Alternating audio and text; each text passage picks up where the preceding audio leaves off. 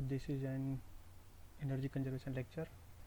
Basically this is an overview since the whole syllabus is completed. So this lecture is an overview in which we summarized first unit and second unit, and the remaining summary of other lectures will be uploaded in other video. So basically the energy conservation, why we are going to study energy conservation, as we can know that the demand of energy is increasing day by day, and the sources which we have available is depleted day by day, and so there and population are shifted from rural area to urban area, and these are causing more and more energy. So there is there are need to conserve energy.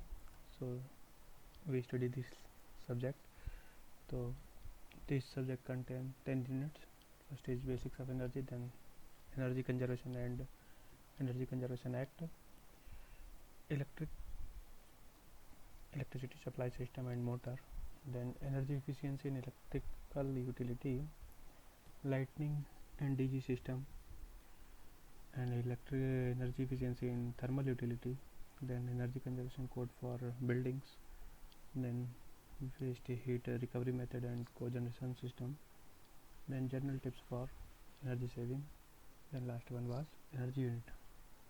So these are the 10 units through which we completely understand the subject, and the need we already summarizes for studying this subject. Basically we are studying this subject because of three reasons: limited energy sources, energy sources which are available are limited, population are shifting from rural area to urban area, and because of increase in population, the energy demand day by day increases. So there is need to conserve the energy. So the first unit is basics of energy. Here we study what is the energy. Energy is, if we in simple word we can say, it is the capacity of doing work. Or if we go through the thermodynamics, then the first law of thermodynamics describes what is energy. Then energy is it cannot be created or it cannot be destroyed. It only transformed from one form to another form. So this is the basics of energy, from which we can get some work, useful work. This is the types of energy. Here is the types of energy. If we broadly categorize the whole energy in 2 to 3 parts, then we take 3 bases. First is the availability. It directly available in nature, then we called it the primary energy source, such as coal, petroleum. Coal is the primary source of energy. Secondary, the energy which we abstract from the primary energy source, such as electricity, is the secondary energy source. Other basis is the market. If the source of energy is present in the open market or at global level at fixed rate and at fixed price according to local condition, then it is the commercial energy source. If it is present at local market or local way, then it is non-commercial energy source, such as cow dung present in the village, used for commercial purpose, but it is non-commercial energy source. Renewable and non-renewable energy source.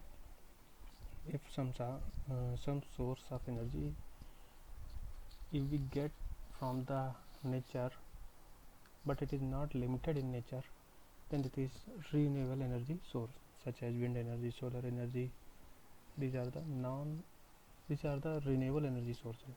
But if they are limited in nature, such as coal, petrol, diesel, these are the non-energy source.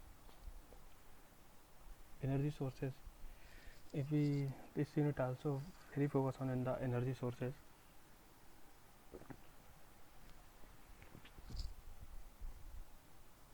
Energy sources, the available energy sources, the fossil fuel such as coal, petroleum, natural gas. These are the available energy sources. We are also using nuclear energy, hydro energy. These are the presently utilized by India and other countries in the current position or today's scenario. Alternate energy sources, since the population is increasing and the sources are limited, so we have to find some alternate energy sources, such as diesel is limited, so we are focusing on biodiesel. Since natural gas is limited, so we are focusing on biogas. Since petrol, diesel, coal are limited, so we are focusing on hydrogen energy. This is the energy carrier, but it can fulfill the need of energy. So these are some example of alternate energy sources. Need of alternate energy sources. As we already said that population are increasing, that demands more energy, and the energy sources which we are using, fossil fuels, petrol, diesel, coal, natural gas, they are limited in nature.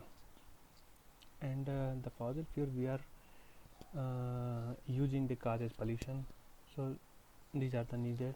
Pollution may be in terms of global warming, greenhouse gas effect, acid rain, or ozone layer depletion.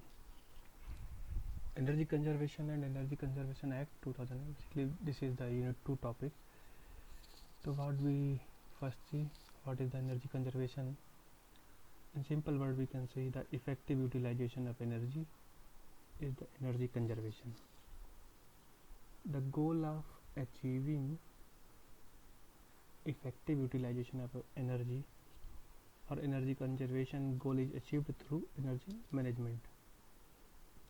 Principle of energy conservation is based on two facts. The first is maximum abstraction of energy through a device on equipment, or it consume less amount of energy. So that is the energy efficient equipment, or the pay which we have to done for that consumption of energy should be minimum. So these two are the principles. The device should be energy efficient, and the cost of that utilization of energy should be minimum. So there is a act for the energy conservation which deal with the following points. So number one is standard and leveling.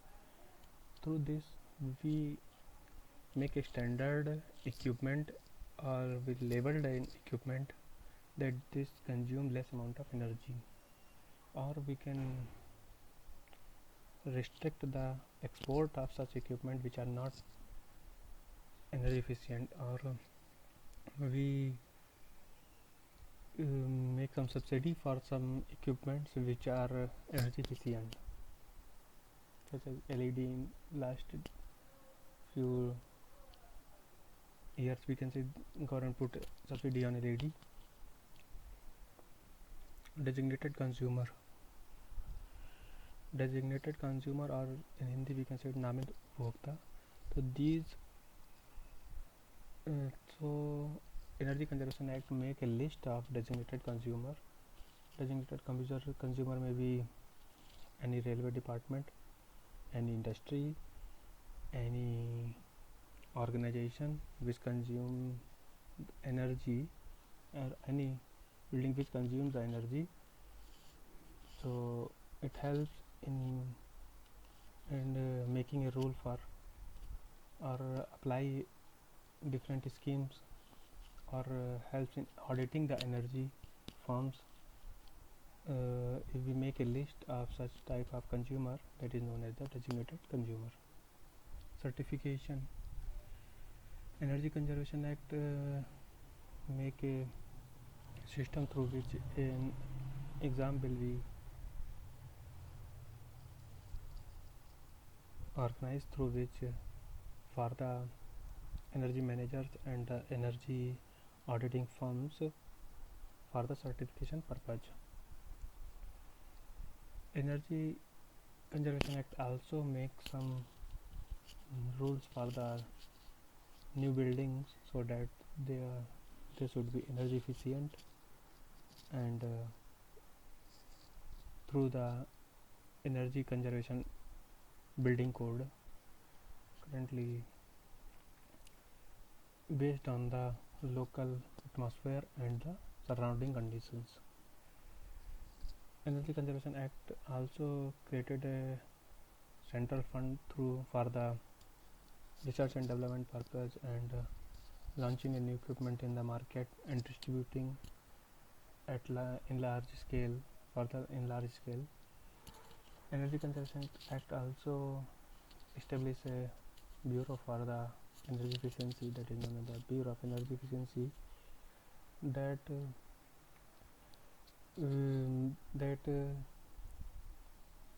decide which equipment is energy efficient, or make a rule for making more efficient energy equipment, such as it started a star rating.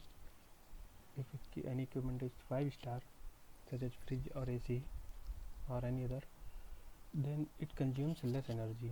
If it consumes less energy or less electricity, then we have to pay less bill. So it will achieve the principle of energy conservation that focuses on energy efficiency as well as cost effectiveness. So next is penalty.